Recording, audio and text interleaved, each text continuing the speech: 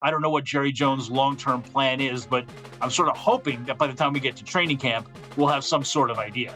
This has the potential, at least, to be a bit of a crisis.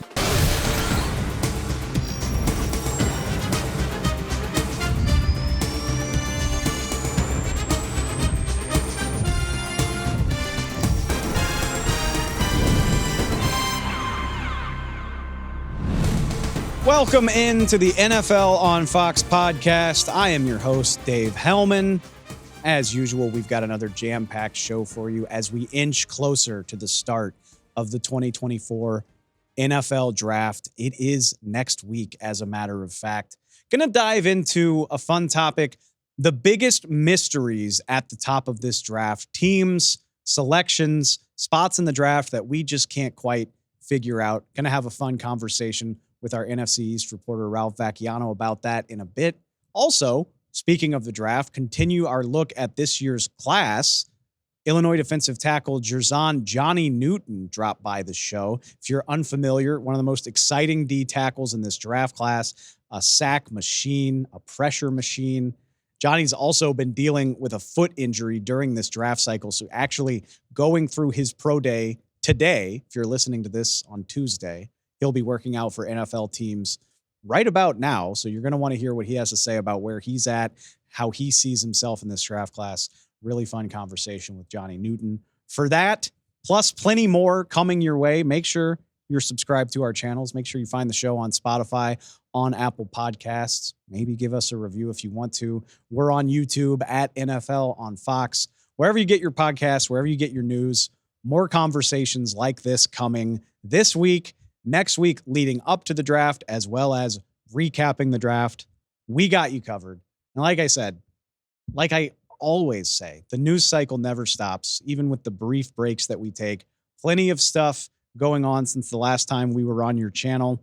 We're going to talk about that, some of that, with Ralph Vacchiano, because news going down across the NFC East. Eagles agree to a contract extension with DeVonta Smith, their young receiver, and the Dallas Cowboys are sort of going through a holdout situation with CeeDee Lamb. I say sort of because CeeDee Lamb is missing voluntary workouts, but we are going to talk to Ralph Vacchiano about what that means on the DeVonta front, as well as the CeeDee Lamb front. Plenty of news there. Plenty of news elsewhere in the NFL. Early Monday morning, the Indianapolis Colts agreed to a 2-year contract extension with Pro Bowl defensive tackle DeForest Buckner. They reached an agreement on a $46 million extension. Buckner's been one of the better defensive tackles in the NFL for 5 or 6 years at this point. Not terribly surprised to see that.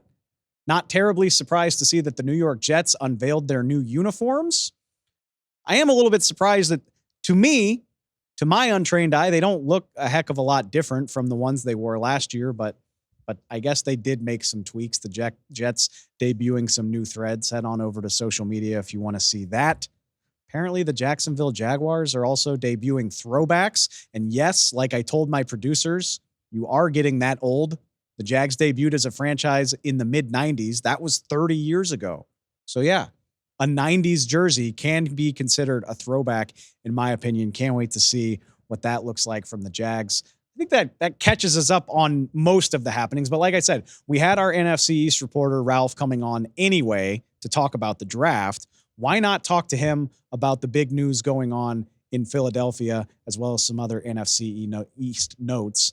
Check that out, as well as the meat of our show, the biggest draft mysteries in the first round. All of that with Ralph Vacchiano. Check it out.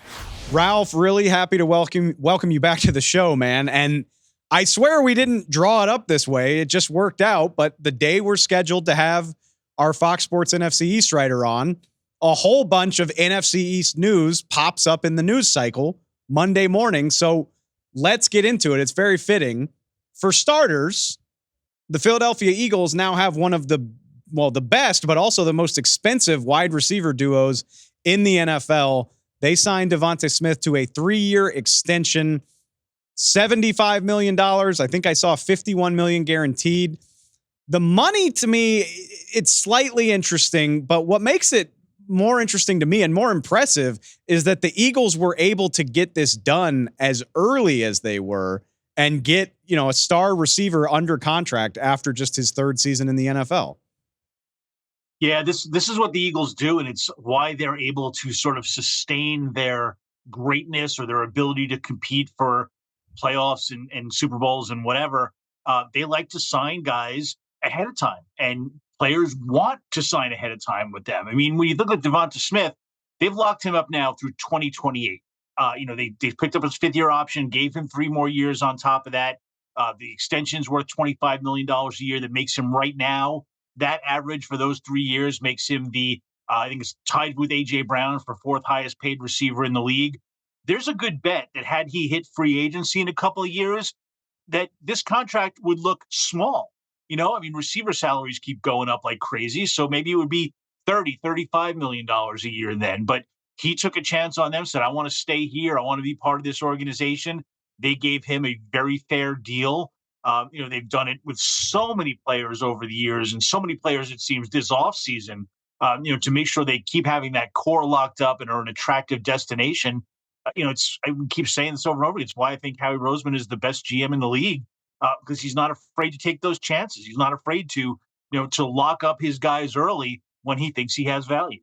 And I feel like people get tired of me harping on it, but I think it's such a key to get these deals done early, because I just said it. The extension is for $25 million a year, but when you combine that with what's left on Smith's rookie deal, you're talking about a way lower average salary per year. It makes it way more manageable to deal with those cap hits. I think when people look at the Eagles and say, how do they keep doing this? It's stuff like that where the earliness with which you get this done makes you more flexible in the big picture. No question about it. And, look, other teams would like to do that as well. You have to have a player who's willing to sign early and not intent on waiting and to see if they can somehow, set the market in a couple of years. Obviously they built a good culture. They built a winning program. All of that helps. And they're willing to go the extra mile instead of looking at DeVonta Smith's contract and thinking, well, we've got 2 more years left and, it's reasonable and a low cost. They think, you know what, let's add to that. Let's give him an incentive to stay here. And, again, if you do that with enough players, people start to look at it and go, I'd like to stay here too. I want to be part of it. Stealing this from my buddy Benjamin Solak at The Ringer, but it just goes to show, you touched on it too, Ralph, of just how many deals the Eagles have gotten done here over the last couple of years. So they now have the fourth highest paid quarterback in Jalen Hurts, fourth highest paid running back in Saquon Barkley, the fourth and fifth highest paid receivers, A.J. Brown and DeVonta Smith. Dallas Goedert is the fifth highest paid tight end. Lane Johnson and Jordan Mailata are the fourth and fifth highest paid offensive tackles. Did I miss anybody? Oh, yeah, I did. Landon Dickerson is the highest paid guard in the NFL. It's impressive the amount of resources they've committed to this roster. And we were talking about this before we started recording. Now it feels like now you've got a 2 to 3 year window to hit on all of this, because eventually this will become a problem, just maybe not right now. Yeah, you would think so, right? I know we could do a business seminar on the void years and the different things that Howie Roseman has factored into these contracts to make it actually workable. It's a question I get asked all the time is, do the Eagles even have a salary cap? How do they do this when other teams can't? You would think eventually down the line, there are going to be issues for this team. But, a couple of things that I think that the Eagles are not afraid of is, one, they're not afraid of these salary cap issues because they know the salary cap is going to keep going up. Obviously, if revenues around the league ever decrease and the salary cap starts to go down, they're going to be in a lot of trouble. But the salary cap has been jumping, is projected to jump even more in future years. And I'm sure they've built that into their thinking. And the other thing is, I think they just believe we'll figure it out when we get there. They've built in ways for them in most of these deals where if they get 3 or 4 years down the line and something has to be adjusted, they trust that they'll adjust with that player and make it more cap friendly. And, I don't know, maybe Howie Roseman thinks that, hey, in 5-6 years, that'll be somebody else's problem. I want to win now. Even if that was his attitude, I think most of the fans would take, don't tell me about 5 years from now. I want to win now. And he's building a team that over the next 3 years should be in that position because they have a lot of best players at their position locked up to deals. It's easy for me to say this because I don't have any skin in the game. Like my job is not on the line if this goes poorly. But I can't stop thinking about the fact that Howie Roseman he's already been through the ups and downs of this already. You know, they put a Super Bowl team together. It was full of veteran stars, big contracts. Couple years later, they absolutely bottomed out to the point that they had to trade their big money quarterback away. They had to let several guys walk. They went 4-11-1. Remember, Doug Peterson walked away at the end of that season. It was a disaster. And then immediately after that, they've built a team that's been to the playoffs 3 straight years, played in a Super Bowl, and looks like they're going to be contenders for several more years to come. I will take that 4-11-1 bottoming out every single time if you've got a shot to do this 5 out of every 6 years. No question. It's the myth sort of rebuilding in the NFL. A lot of times you hear about a team needing to take a step back and you think, well, they're going to have to take a step back for 2 to 3 years. Not necessarily anymore. Not if you do this right. Not if you've built your team the right way. You could have that one season of bottoming out and get right back into the thick of contention. I think there's a lot of teams around the league that look at what the Eagles did and how quickly they were able to retool and think, well, we can do that too. Now, keep in mind that there are still some that core 4, having those guys from one Super Bowl championship to the next Super Bowl run certainly is a help. You've got to draft well to replenish your depth. You've got to be able to, the bottom feeding free agent signings that you make have to work out for the most part. That's not always the case with the Eagles, but they do a generally good job. You have to be smart football people to make that work and get the right players. So it's not as simple as they sometimes seem to make it look. But I think a lot of other teams look at it and think, you can do this quicker. You can bounce back from the bottom quicker if you do it the right way. And like I said, the other part of that is having an owner in Eagles owner Jeffrey Lurie let Howie Roseman hang around long enough to fix those mistakes. So I get it if not every GM wants to be that trusting of his ownership, but in a vacuum, it's hard to see the downside with being aggressive when you see how quickly you can fix your mistakes. No question. The fans down there love it too. Elsewhere in the NFC East, I swear, I didn't make this up. We had a whole different show planned, and this all happened on Monday morning. In Dallas, I'm not going to overreact to this. CeeDee Lamb is not present as the Cowboys start their offseason program. He's seeking a new contract. He is a year later in his process than DeVonta Smith. He's sitting out of the voluntary portion, and that's always the key word. This is voluntary. Players miss the offseason program for various reasons all the time, but it does set the stage for a more dramatic negotiation at some point. CeeDee Lamb, 1,800-yard season last year, best receiving season in Dallas Cowboys history. He certainly seems like he's gunning to cross that $30 million threshold at some point. Like I said, I don't think it's an issue right now, Ralph, but is there a timeline where this becomes something the Cowboys should be more worried about? I don't think they should be worried unless you get to minicamp in June and he doesn't show up, and then maybe your radar goes up a little bit. But honestly, even then, I've seen plenty of players either show up for minicamp and not actually practice, or just lightly go through things, or have suddenly an injury that will pop up that's just going to be for the 3 days.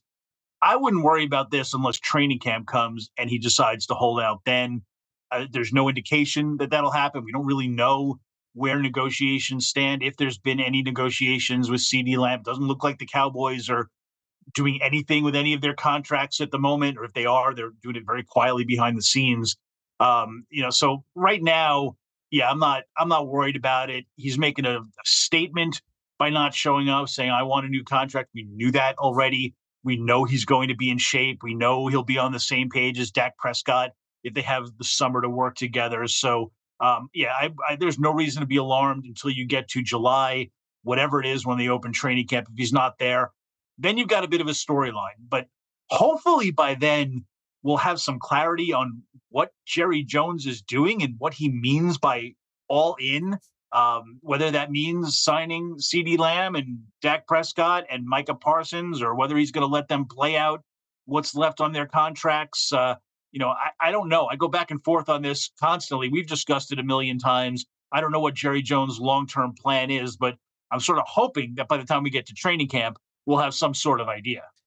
Maybe Jerry by all in means he's talking about the potential of needing to negotiate deals for his three biggest stars in the same training camp. And that I know we've talked about it a lot, Ralph, but I'm curious what your headspace is. And I agree. The CeeDee Lamb thing it's not an issue right now. Honestly, I always say I'd rather my best players sit out of voluntary drills anyway. Like, please don't tear something in May when we don't need you. But this has the potential, at least, to be a bit of a crisis when you think of the situation facing Dak Prescott. No new deal right now, no trade clause, no tag clause. Where is that going? CeeDee Lamb speaks for himself. And Micah Parsons as well. He was taken 2 picks after DeVonta Smith, so he is eligible for an extension. I don't know that he's going to force the issue. I don't want to put words in anybody's mouth, but you at least have to consider that it is a possibility. It is a thing that could crop up. Is all of that in totality worth being worried about if you're the Cowboys? Yeah, I think so. They'll do a good job of saying, oh, these are not big concerns. And, we know something will get done and all of that. But we've been around enough to know that contract things become a concern. And suddenly they're not just for the media, which is fun for us and gives us a storyline all year long. Will Dak be back next season? Will CeeDee Lamb be back? But you start to wonder about the players and where their headspace is. And they look around the league and they see other guys being taken care of. And they wonder, well, why aren't we being taken care of? And their teammates start to wonder, well, CeeDee Lamb's one of the best players in the league. The Cowboys aren't taking care of him. What is that going to mean for me?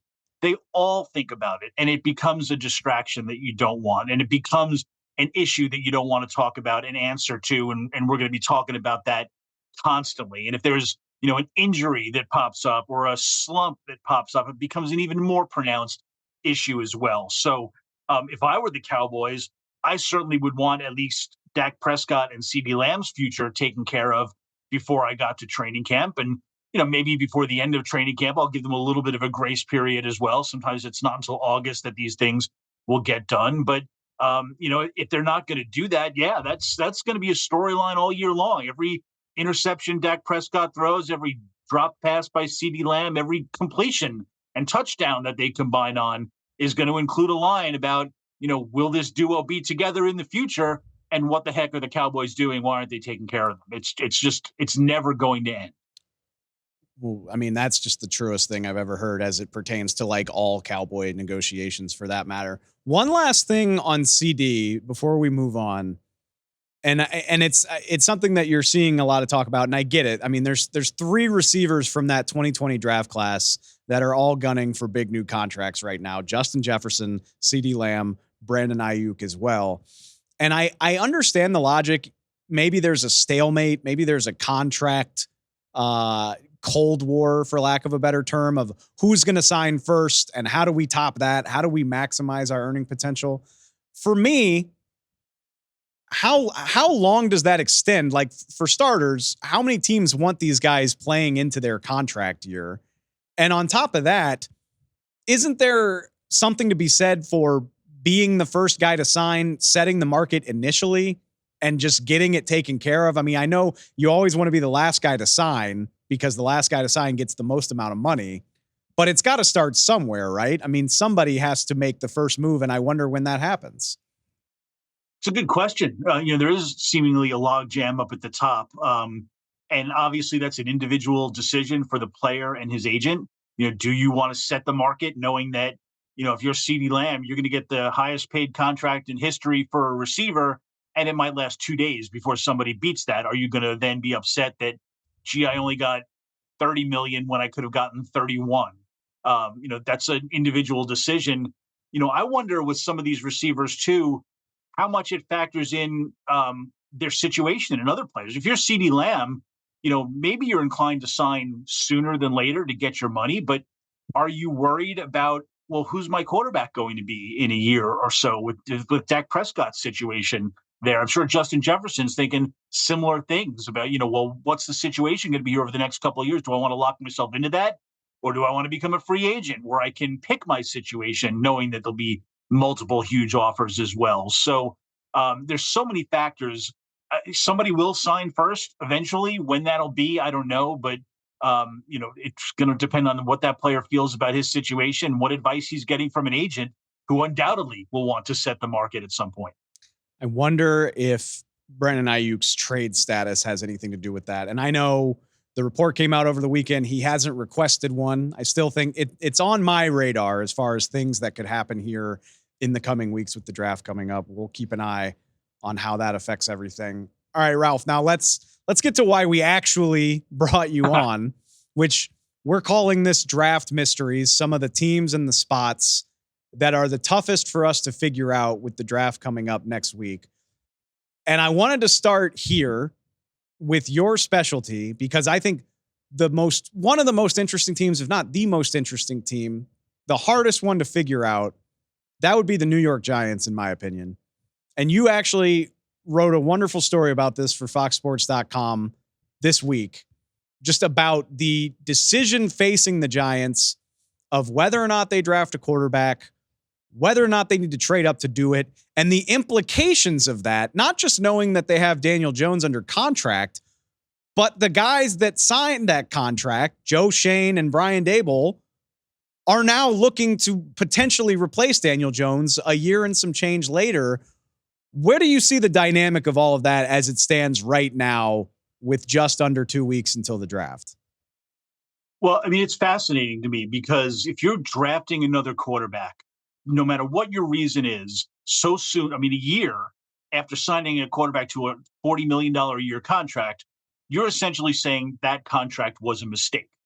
And I can't think of many examples in NFL history where a team or a general manager specifically, forget the team, the general manager specifically got to make a mistake on a quarterback, the biggest decision he could make for his franchise, and then get to correct it a year later. There have been a few examples.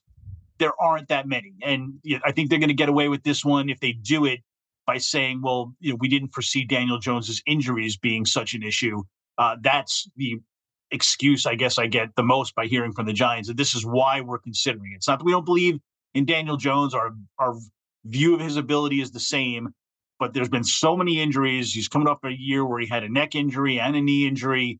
We're worried. So now we're going to look to draft somebody younger, somebody healthier, and see if that will help us in the future. The fact that they're able to do that is a huge show of faith, in my opinion, from John Mara for Steve Tisch to Joe Shane to Brian Daboll to say, yeah, we get it. We trust you. Go ahead, make that decision. We won't stand in your way. And that seems to be the case. I think given that green light, they are very serious about doing it. The question for me is, are they going to, they're sitting at 6, you're not necessarily in position to get one of those top 4 quarterbacks. There's a decent chance that all 4 of them are gone. So are they going to trade up? Are they that interested in getting a quarterback that they're willing to give up some of their assets? Or are they more interested in saying, well, if one falls to us, great, but if not, let's get that number 1 receiver that Daniel Jones has never had. Let's get another tackle to actually protect him for a change, since that was the reason why he stunk last year, that he was just abused in his 6 starts. It's sort of fascinating. I think a lot of it's going to be, well, how does it work out? If one of those quarterbacks gets to 5, I guess, or 4, there's still a quarterback sitting there. Will they make a trade up? What's the price of it? Is it affordable? Will someone else be able to, like Minnesota, will they jump them to get one of those quarterbacks? Will one of them fall to 6 and give them a choice? I don't know. There's a lot of unknowns in that, but the Giants definitely are considering that quarterback switch, which I wouldn't have thought, 6 months ago. One of the most interesting things in your story, in my opinion, and it's something I've always been fascinated in, is the John Mara component of this, because I think your story mentioned the Giants, stubborn consistency. They're one of those franchises that they love the status quo so much that maybe it used to frustrate their fans. They very much remind me of the Steelers because they're these old NFL families that have been doing this for decades. But it hasn't been that way in New York for quite some time. And I wonder, how does John Mara balance empowering his people to do what's right for the team with the fact that he's got to be kind of sick of all of the mess that has surrounded the Giants here for the last 6 or 7 years. Yeah, it's been tough, no doubt. He's a guy that in conversations I've had with him over the years, he admires the stability of the Pittsburgh Steelers and franchises like that. If you can have the same coach, same GM in place for years and years, and then the coach decides it's time to go, you bring in someone else, and that coach stays for years and years. That's what he really strives to have. And I think that he felt like he had it under when Tom Coughlin was here, when he had, Ernie Accorsi was the GM for many years after George Young retired, and then Ernie Accorsi retired, and it was Jerry Reese. That's the kind of stability that he always wanted. He got into this period of for 5 or 6 years where they were rolling through coaches and general managers, and that's what really turned them into a bit of a mess. He thinks he's settled on the right people now in Joe Shane and Brian Daboll. From every indication I've gotten from everyone I talked to in the organization, John Mara is willing to let them do what they think is right. Now, he's hands-on. He gives his opinions. He's even said, I will question the two of them. If they say I want to draft a quarterback, I will go through a whole list of questions of, are you sure? What do you like about this guy? Sell me on him. He'll make sure they're on the same page. But in the end, he really does allow his general manager to make those calls. It can't possibly be easy because going from quarterback to quarterback does add a little to the turmoil that he was trying to avoid. He really, really did hope that Daniel Jones would be that successor to Eli Manning and their quarterback for a decade. And I think there's a part of him, I know there's a part of him that still wants that to be the case. But he trusts his football people. And, I think it's more important to him that he has stability there and shows that he's not meddling. And we'll let them make that decision and see where it falls out. Do you think it's as simple as the QB that they like the most falling to the spot that makes the most sense? It's impossible to predict this stuff to a T, but hard to imagine the Giants they're not getting up to 1. And it's hard to imagine that they trade with a division rival in the Commanders at 2. So it seems logical to think, well, if the right guy falls to number 4, where the Arizona Cardinals are sitting, maybe that is kind of the trigger spot. For instance, I know you reported, I believe it was last week, that if there's a quarterback they like the most, it would probably be North Carolina's Drake May. If that winds up being the case, maybe it's as simple as hoping he falls into that likely spot. Yeah, I think that is the case. Look, the Bears they're taking Caleb Williams. I don't think there's any chance that the Commanders will trade out of 2. Whether they take Drake May or Jaden Daniels remains to be seen. I don't think J.J. McCarthy is their guy, but still a couple of weeks to go. So we'll see on that. You get to 3. And my understanding was that if Drake May got to 3, that the Giants would consider an aggressive move to trade up there. Somebody would still have to convince me that the Patriots would want to trade out of 3. They need a quarterback too. I can't imagine that, they're thinking, well, let's drop to 6 and take our chances, especially with the Minnesota Vikings with 2 first-round picks looming as a team that might want to trade up and grab one of those quarterbacks. So I think the quarterbacks are going to go 1, 2, 3. Yeah, and then you get to the 4th spot. The Cardinals, I think, are a team that would be willing to deal, whether it would be with the Vikings, who have, I think, the 11th and 23rd pick, whether it would be willing to trade with the Giants, get their 6th overall pick and, maybe a future first rounder or something like that. That's sort of the flashpoint spot to me. And it'll depend on what quarterback is available. If Drake May suddenly slips through to 4, yeah, I think the Giants would be interested. Would they be interested in J.J. McCarthy? I've seen reports that they would be interested. I'm kind of late, I guess, to the J.J. McCarthy bandwagon. I don't see them trading up for him, but I can't rule that out. I think if Jaden Daniels was sitting there at 4, they'd have to consider a trade up. He's that good of a prospect. So it's really going to depend. Once you get to 3, and definitely when you get to 4, it's about evaluating the scenario, seeing who's most aggressive, and seeing also if the Giants are really willing to pay that price. That's a tough question, because normally I would say to you, if you have a quarterback that you have a conviction on, don't worry about the price. Pay whatever it costs to get him, because that's going to set the tone for your franchise for the next decade. But also you factor in that, the Giants do have a quarterback and they do like him, and they're not desperate to trade for someone. So giving up a bunch of assets to get a quarterback in the draft might not be as important when you can use some of those assets that you trade away to build around the guy you have. It's all a big calculation that they're going to be having to do really from picks 3 to 6 as they figure out what's the best move. It's so fascinating because a lot of times, I mean, when teams are going to make a decision like this, they do it ahead of time. We're seeing it with the Vikings, with the way that they've traded to acquire picks. We saw the Panthers do it last year. And even, or even, other teams that have traded up for quarterbacks, famously, the one that always comes to mind, when the Chiefs traded for Patrick Mahomes, they had a pretty nice fallback in Alex Smith. If it doesn't go our way, we're going to be okay. We made the playoffs last year. The Giants are conceivably faced with a situation where on the clock, they might have to decide to make a franchise-altering move. And to me, that just sounds very, very stressful. Yeah. And, look, they think they have a pretty nice fallback, too. They've made it, unless they're lying publicly and privately, they've believed that the Daniel Jones that they're going to get in 2023 or 2024 and beyond is the guy you saw 2 years ago when he was healthy, when he got decent blocking, when he had Saquon Barkley to work with. He led them, and some would say carried them to the playoffs. So they think that if they have to fall back and they can't get a quarterback to build around for the future, they've already got one, so they're fine too. But, they've also said, and Joe Shane talked about how he was in Buffalo when the Bills did a double trade up to get to Josh Allen. You don't necessarily make any moves like that until you're sure you're going to get your guy. They won't have to trade up twice, but they're not going to trade up now to the 4th pick, for example, without being sure that the guy they want is going to get there. Now, if they wanted all 4 of them, maybe they'd say, okay, well, let's do it. And whoever gets there is fine with us. But they're not, there's too many variables right now for them to really make this decision ahead of time. They're going to have to go through all of those scenarios and almost have like a flow chart. Okay, if this happens, this is what we want to do. If this happens, this is what we want to do. And we may not know the outcome until, again, until the Arizona Cardinals at number 4 are on the clock. Maybe by then there'll be some clarity. Another thing that makes it so fascinating is that there won't be any sugarcoating it when it's over. If they go get their quarterback, it is a clear indicator of how they feel about where Daniel Jones is heading and what they need to do at the position.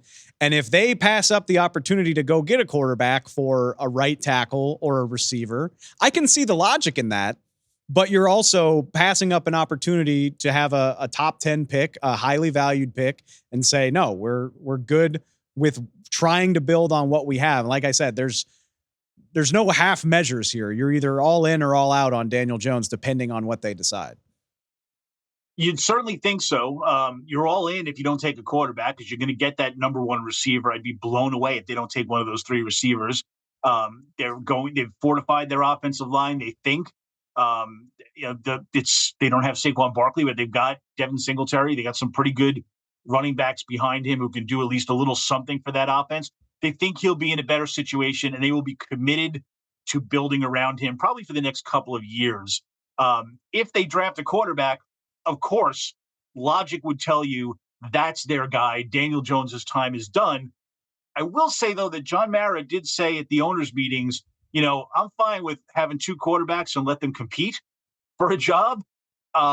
Having worked 16 years of my career for a New York tabloid, I can tell you that there are a lot of reporters around the city going, please let that happen. We want that quarterback controversy. It sells great for papers and for everybody else, and fans love it. And players, it's a mess if that happens. There'll be guys saying, well, I don't want to waste the last couple of years of my career on a rookie quarterback. I want Daniel Jones. Others will be lining up behind the rookie, thinking his ceiling is higher. It would be fantastic if it was actually an open competition, but I don't think anybody would actually believe that. I think if they draft a rookie, Daniel Jones is on borrowed time. The back page headlines they're always good, but they would be especially good if there were 2 quarterbacks in New York. All right. Yeah. Fortunately, another of the big mysteries is not only right there at the top of the draft, but in your division as well. You touched briefly on the Commanders, and I'll keep it real simple. Does anybody know what the hell is going on? And the added wrinkle to this is, people, there's a dozen different opinions about where they're going to go with the number 2 overall pick. They're just now doing their visits with these guys. So is it even a stretch to say they aren't 100% sure yet? I don't think that's a stretch at all. I think they aren't 100% sure yet. And I think that all the sources in the news, it's a guessing game. And, I get it from, an inside baseball reporting standpoint. There's a whole new front office, right? So people are trying to develop new sources and get insight, and we're trying to learn what Dan Quinn and what Adam Peters want as their, type of quarterback, their type of players. We're all trying to figure that out and get insight that we don't necessarily have right now. People talk, you get some insight around the league, but I don't know that even the rest of the league has quite figured it out yet. And to me, that would be a big indication that, the Commanders are still trying to decide. And there's a lot of tea leaves. We've heard that Cliff Kingsbury and his offensive system fits Jaden Daniels a lot better than any of the other quarterbacks. That's probably true, and a good reason to make you think that the Commanders might want to draft Jaden Daniels. I'll stand by the fact that you cannot draft a quarterback based on the offensive system of a coordinator who, if things work out well, might be there 2 years and that's it. And, then he'll be moving on to another job. So they're going to draft the prospect they think is the best one for the organization, not for Cliff Kingsbury. And I don't know. There's not a history of Adam Peters to know what he wants. There's not a history enough of Dan Quinn to know what he wants in a quarterback. And, I've heard Drake May more than any quarterback. I've heard Jaden Daniels almost as much. There's been a little bit of noise about J.J. McCarthy, but, again, people are a little late to the party with him. So I think it's anybody's guess right now. I do believe that by the time we get to the final week of the draft, we're going to have a pretty good sense of who that's going to be. But right now, it's all a wild guess. To your point, if you're watching, we're running on the screen. Like, Google whichever name you want, and you will find a report that suggests that player is going to be the next quarterback of the Washington Commanders. And when I see that, it just makes me think that the new administration in Washington is doing a good job of keeping this thing close to the vest. Yeah, and it's really, to be fair, it's too early to know. I mean, you go back in 10 years of drafts, really more than I've been doing this for 30 years, and I can tell you that the best information on picks that I will get almost always comes in the day or two before the draft. And sometimes it's a wild swing. I'll hear the Giants hate this guy, they hate this guy, they don't like this guy. And all of a sudden, come Tuesday and Wednesday, it's, wow, they really like him. They really want to draft this guy. So it's to have it telegraphed a couple of weeks out. We know what the Bears are doing because they're the number one pick. And you usually could have a little bit of a sense of the Commanders. If there was only one other quarterback, for example, up at the top, you'd know they were taking him. But with so many options, they're doing a good job of keeping it close to the vest. And I think that, probably we'll see how good a job they're really doing when we get another week or so into this, because that's when people are going to start to really narrow their focus. And it's usually when we get a better idea of what teams want. I'm going to say, you're so right. Like, as somebody that's covered a team for a long time, like, it's almost like an embargo lifts right around like 36, 48 hours before the draft, where people that have been real quiet for months all of a sudden might have something to say. So when we get to like Tuesday, Wednesday of next week, maybe just keep an eye on Ralph and the other people that cover the Commanders, and maybe we'll have a little bit better of an idea. And also, again, not to get too inside baseball here, but part of that reason is most teams have not brought all their scouts and personnel in to one room to have a discussion. So literally, pick a random team, say the Giants. I could talk to one person in the Giants organization who will tell me they love Drake May. And then I'll talk to another person, they'll say they love Jaden Daniels, because that's their opinion and the opinion of people they talk to, but they haven't gotten into that big meeting at the end where they see, well, here's where the organization's going. That's when the real leaks, for not to pick on the Giants, but for any organization, that's when they come out, when they're like, I've been telling you that we really like this guy, but now that I've heard everybody, I can tell you it's actually somebody else. And they talk. Stuff gets out. Not every organization, not every person, but more than you'd think. And that's why when it gets to those final 48 hours. Yeah. Well, I mean, I don't have a problem being inside baseball. Like, this is the week teams are starting to stack their boards, like right around now, it's funny to think about because we've been doing this since January at this point. But now is kind of crunch time where all of these teams are narrowing it down to the list of guys they actually want to pick. So, like I said, just keep an eye on what's coming out here over the next, 5-6 days. We'll try to see if we can get a beat on it. All right, Ralph. sticking with draft mysteries, I'm jumping outside the division here, but I do want to hit on another team where it just doesn't feel like anybody has a read. And I'm not even talking about a specific player, but a read on what on earth the Chargers see as their priority. They look like a team that is dying to get out of that number 5 overall pick, just with the number of needs on their roster.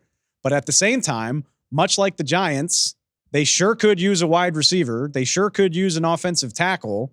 Does Jim Harbaugh, in his first draft back in the big chair, want to trade out and sit there and have to wait to make his pick? I can't make heads or tails of what's going to happen here in LA next week. Yeah, I don't either. We don't have a lot of history on that regime to know what they're thinking and what they think of their current roster. Um, could I see them trading back or out? Yes. And the reason is because if you look at the receivers, I mean, you nailed the two needs. They need to protect Justin Herbert, and they need to get him a number one receiver, especially after losing Keenan Allen and Mike Williams in the offseason. So if you factor those two needs, there are multiple players at each of those positions that could be considered top of the draft type guys. There's 3 receivers that everybody seems to want. So if they're sitting at 4 and they can drop back to the Giants at 6, for example, knowing the Giants are probably coming up for a quarterback, they might still be able to get their receiver. I'm sorry, by 5 to 6. They could still get their receiver at number 6. They could drop maybe all the way to 11 and where the Vikings are and possibly still have, a receiver on the board or a top offensive lineman on the board. So I don't know that they'd want to go too far than that. When I do the math on that, I think even 11's a little far, but maybe they have some insight as to what other teams are doing ahead of them. So, when you've got a group of players that all would fit what you're looking for, that's a team that could drop back and be okay with a pool. And, like one of these guys is still going to be there. So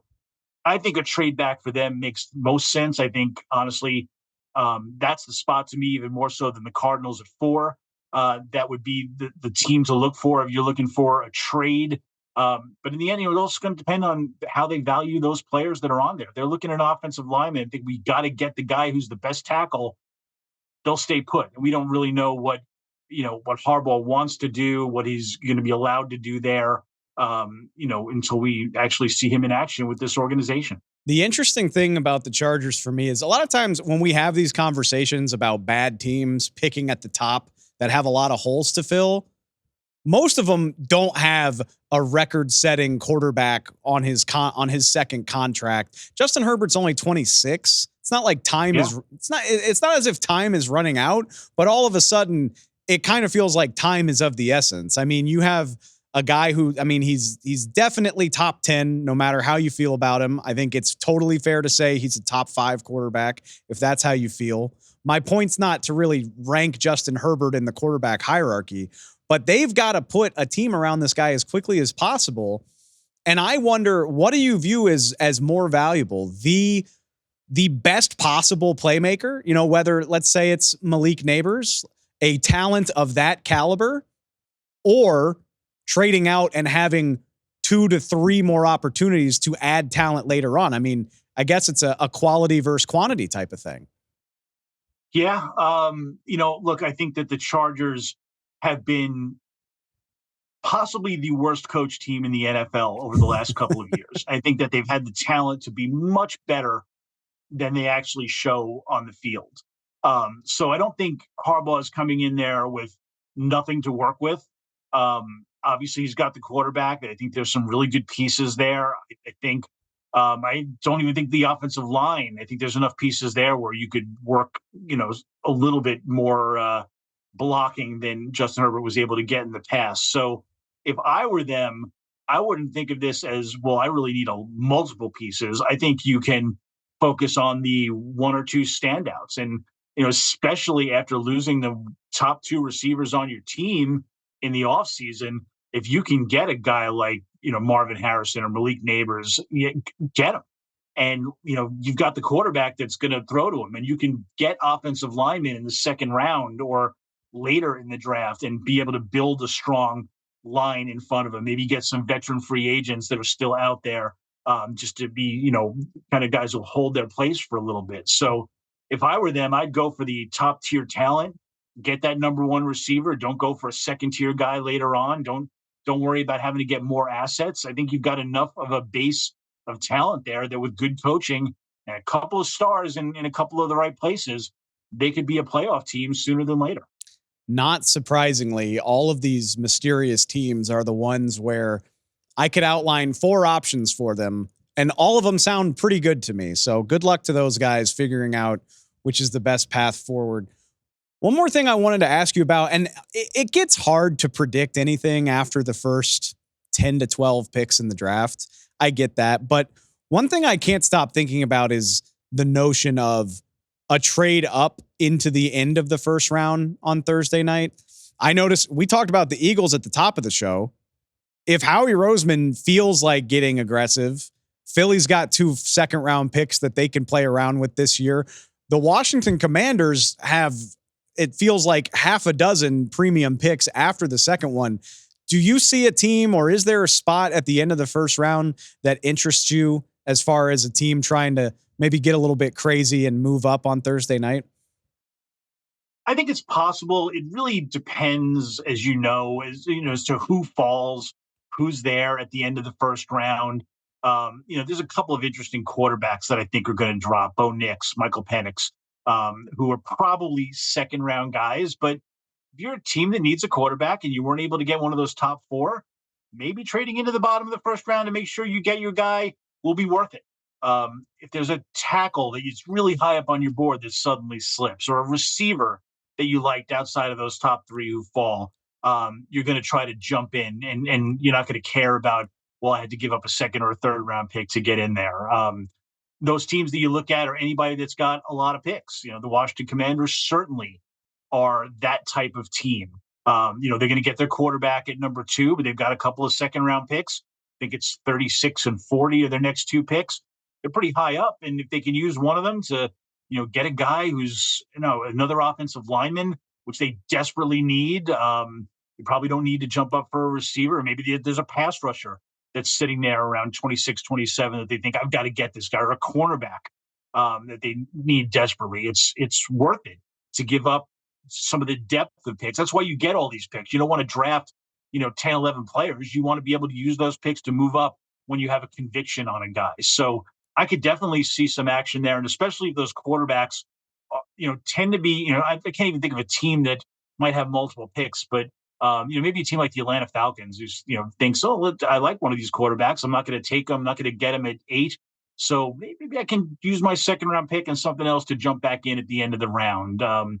Maybe the Las Vegas Raiders think that they can jump in and grab somebody like that. So there's options, and the quarterbacks make it a little bit more enticing, but any prospect will do it if you've got him high enough on your board and he starts to fall. There are a lot of teams that will start thinking, can I get there? And then, if I can't get him at the end of the first round, there'll be a bidding war on one of the top 2 picks in the second round on day 2 as well. I was going to ask you that. I know the Giants traded away their 39th overall pick in the Brian Burns trade. So I know they don't have as much ammo as other teams might, but could they potentially try to solve their quarterback issue later, whether it's at the end of the first round, in the second round, or at that point, maybe you just say, hey, we signed Drew Lock for a reason. Maybe we're okay with that. Do you see them trying to get creative to address that quarterback problem maybe later in the draft? I do, and I actually think this is the way they're going to end up going, taking a receiver sitting at 6, and then either using their second round pick on a quarterback, or if they have enough assets to do it, try to get into the bottom of the first round. There's obviously issues with Michael Penix, Bo Nix, any other quarterback that you might be interested at that point. But if you draft one in the second round, it's not the same as drafting one at 6. It does give them a little bit of flexibility. They could conceivably, let that quarterback sit for a year, see what Daniel Jones does. If Daniel Jones plays great, well, that quarterback is a trade asset. If they draft a quarterback number 6, as we talked about, you got to play him at some point. He's your future. It's not necessarily the case for a second rounder or a guy who's at the bottom of the first. Remember, the Eagles drafted Jalen Hurts when they still had Carson Wentz. Obviously, injuries to Carson Wentz and whatever made them move on, but they could have had Jalen Hurts as an asset to trade to someone else later on. I think the Giants know they have to hedge their bets at some point with Daniel Jones because of his health. And the second round to me seems like a perfect spot to do it. And again, if they like a guy enough, and if they have the assets, I'm not sure they do after that Brian Burns trade, but if they're able to do it to get back into the bottom of the first, that makes some sense too. One last one for you before I get you out of here, and it fits with the theme of the episode. The Cowboys don't have a sexy pick at all. I mean, picking 24, obviously, you just kind of got to wait and see what happens.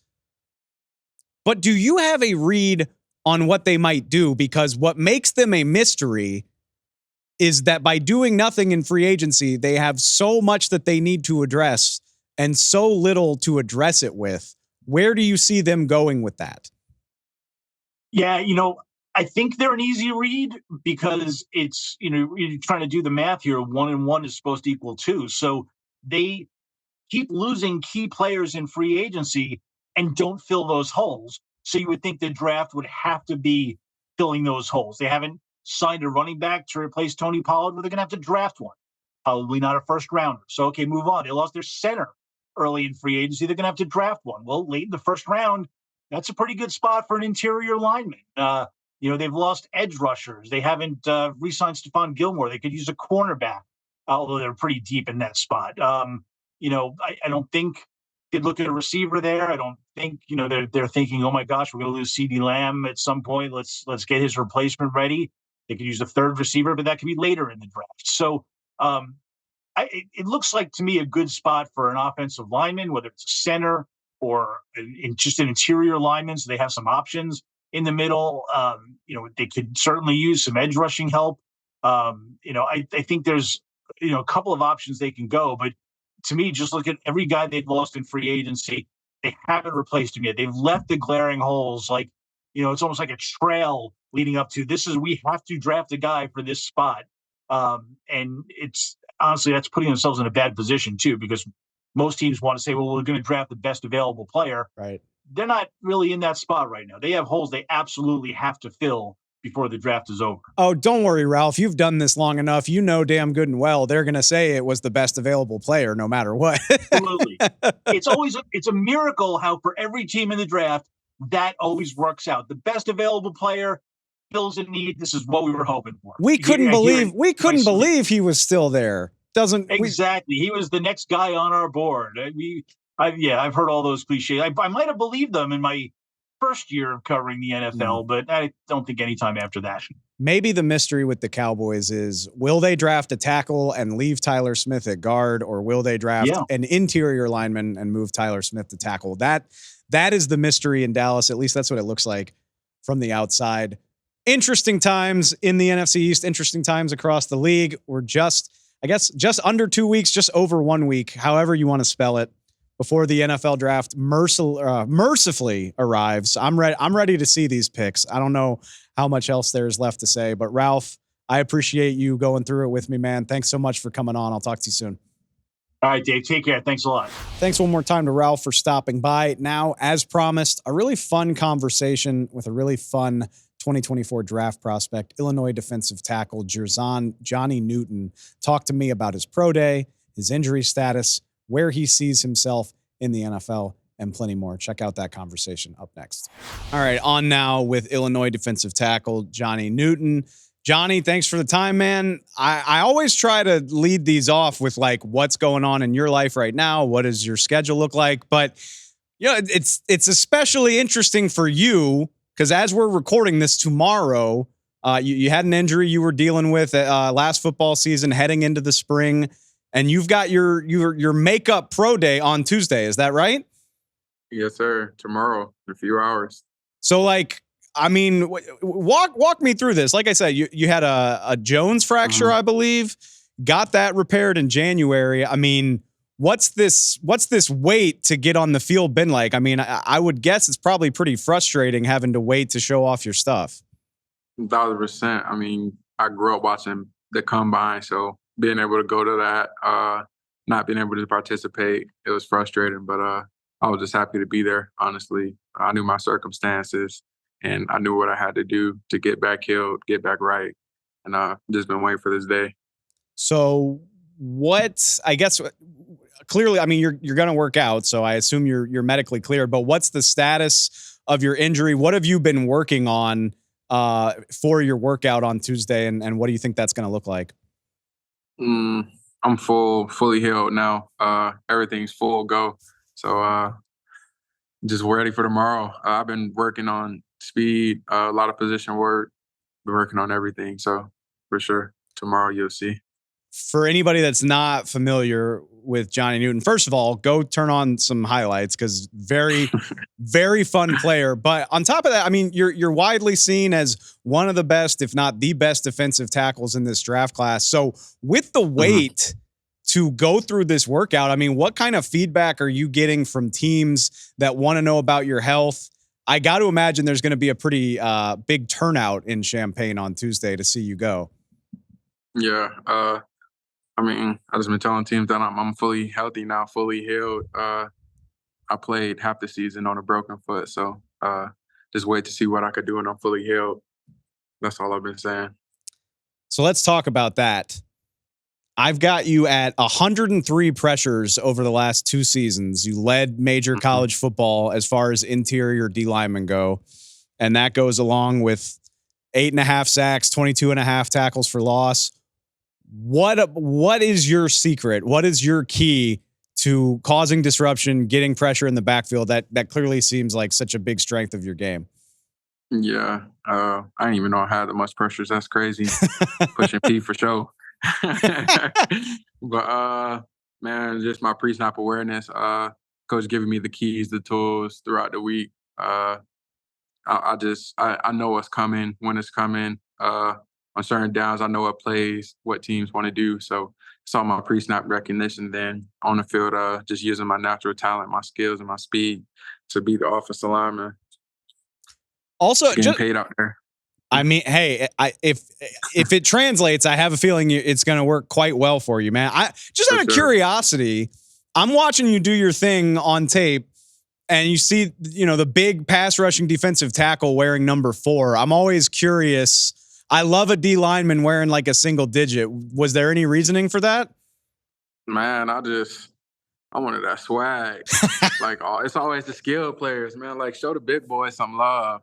I always wore a single digit number growing up, like every single year of my life. So definitely just wanted to get back into that rhythm. My favorite number is 5. So that was already taken. So the next open number was 4, and I just took it. Dude, ran with it. I'm with you. Ever since Jadeveon Clowney did a single digit, I was on board with the D lineman.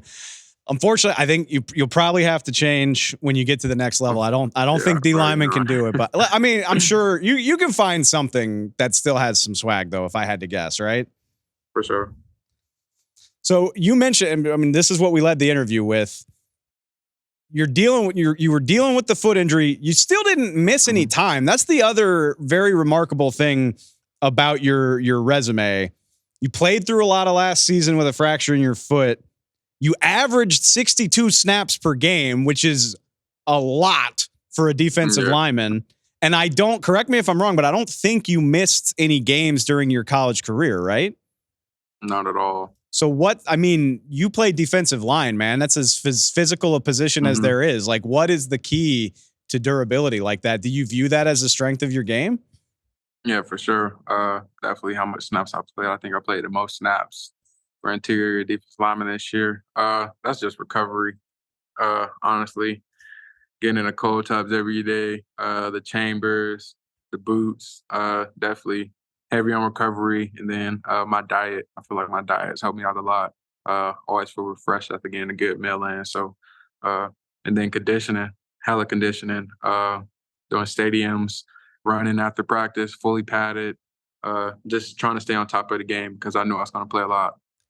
That's really interesting to hear because a common thing you hear with young pros is like guys in the NFL will say, "Oh, it took me a year, 2 years to really figure out that, maintenance is a full-time job, like how I'm recovering, how I'm eating and all that stuff really matters."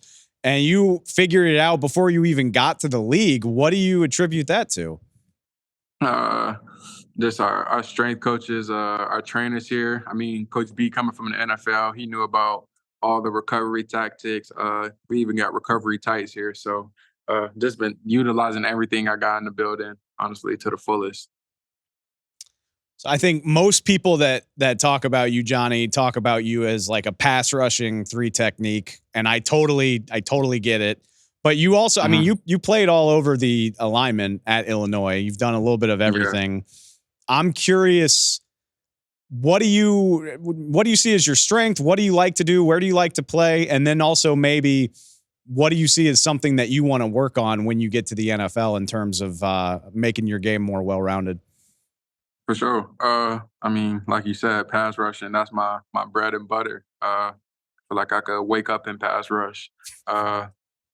I feel like I could dominate at any technique. I played 4-eye, 3-tech, 1-tech, 2-eye. I don't play it at all at Illinois, but I know once I get to the league, I'll probably be a 3-tech in an attack defense. So I feel like that's where I'll dominate the game. And something that I need to work on, just work on myself in the run game, being more patient, taking on double teams. Is that like, when, again, 103 pressures over 2 years, like when you're that good at causing disruption at the college level, like do you kind of have to guard against that? Like, you know, the other elements of that, like you said, staying patient, staying in your fits against the run. Do you kind of have to guard against that when when you are as successful as you are getting penetration? Yeah, for sure. You always can't play fast all the time. Sometimes you got to slow it down a little bit. Just be patient. Some teams are like really patient teams. Some backs are really patient, and some backs are just full throttle, full go. So it really just depends who you're playing. So I think we're in like the last week of visits. This is the last week where you can, you know, go visit facilities and see teams. This is, I mean, it's unique for you though, because you're going through your pro day on Tuesday. What has this been like for you? Like, obviously you're in Champaign right now. You're going to be there tomorrow. So are you kind of wrapped up with that process of going to facilities already? And what was that like?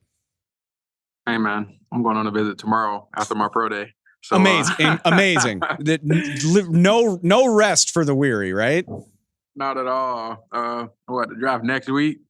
Hey, got to get it in every day. But yeah, I'm literally going on a visit a few hours after my pro day. So do you mind sharing where you're going? Like, do you have to get on a plane to do that? For sure. I'm going to the Giants. There we go. So that's a little flight. But I was gonna say, I'm sitting there like, oh, maybe he's going up to Chicago because you can just hop in a car. But like, you're straight up heading to the airport when this is over with. Yeah, a flight right after. How hectic has this, you know, last few weeks been? Where, I mean, I imagine you've probably been to upward of 10 cities at this point. Yeah, I mean, it's been a blessing. I mean, I know a lot of people don't get to do this type of thing, so I just soak everything in. Like I said, it's really tiring though. A lot of waking up early, a lot of flying, jet lags, all that type of stuff. But it'll pay off eventually for sure. I have a feeling it's going to pay off, like, you know, next week when you hear your name. So. Is that, I mean, I know I'm talking to you before you do this workout, but and you're already a guy that, and people speak very highly of, widely regarded as a big time prospect. How do you think performing at this pro day, fully medically cleared, I mean, how do you think that improves your prospects of maybe hearing your name called on Thursday night, going as highly as possible as you can in the draft?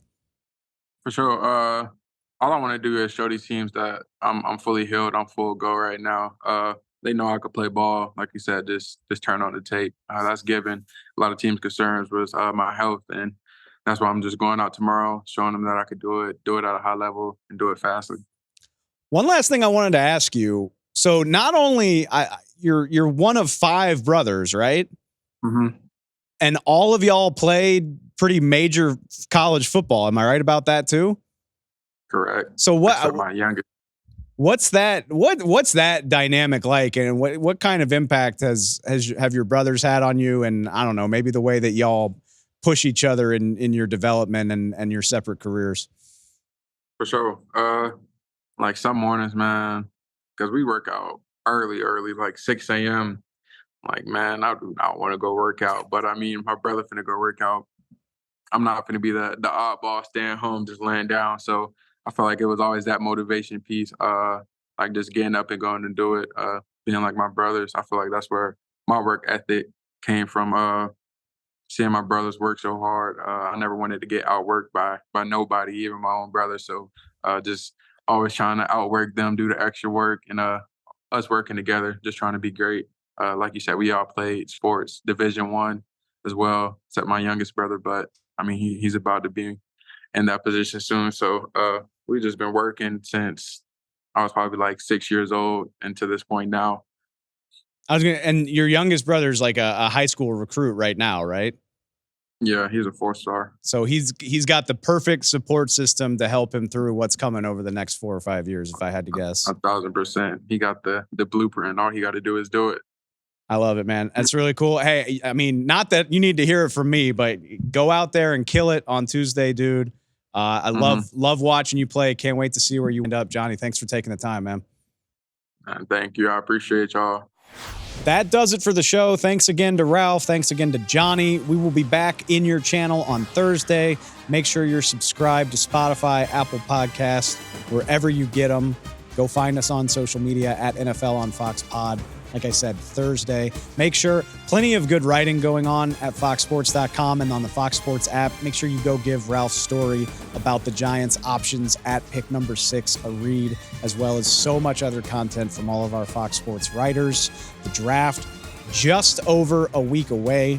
It'll be a week away next time you hear from us on Thursday. Until then, I appreciate it. I'll talk to you next time.